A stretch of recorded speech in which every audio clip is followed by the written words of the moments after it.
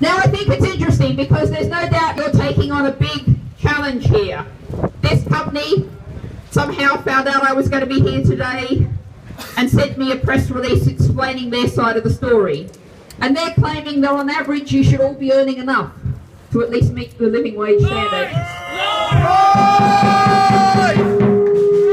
But of course it's clear what they're doing. They're working on averages. But what we're talking about is a minimum standard. And you should all be entitled to the London living wage.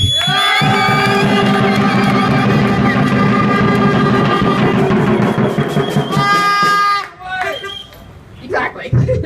Now I think this is really important because you're organising for yourselves, and I think it will probably be a long struggle, but your union has a long track record of succeeding. I've worked with the University of London Cleaners. I've seen some real successes. So I'm convinced that you can eventually win, even though it's going to be a struggle.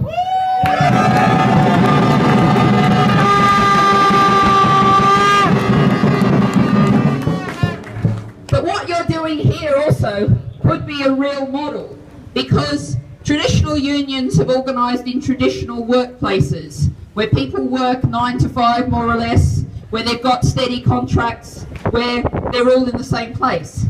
You've done something much more difficult in getting together and organising from a very different, a very typically modern kind of employment situation. So I think you're the pioneers, you're the people who are leading, and lots of other people should follow where you're leading.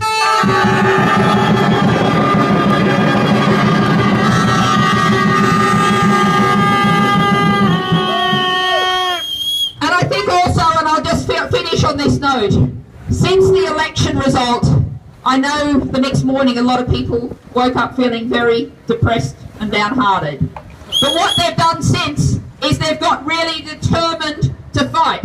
There's a huge upsurge of activism around the country that I'm seeing, whether it's on the streets of Sheffield with an anti-austerity march, whether it's at Yarlswood Immigration Detention Centre on Saturday.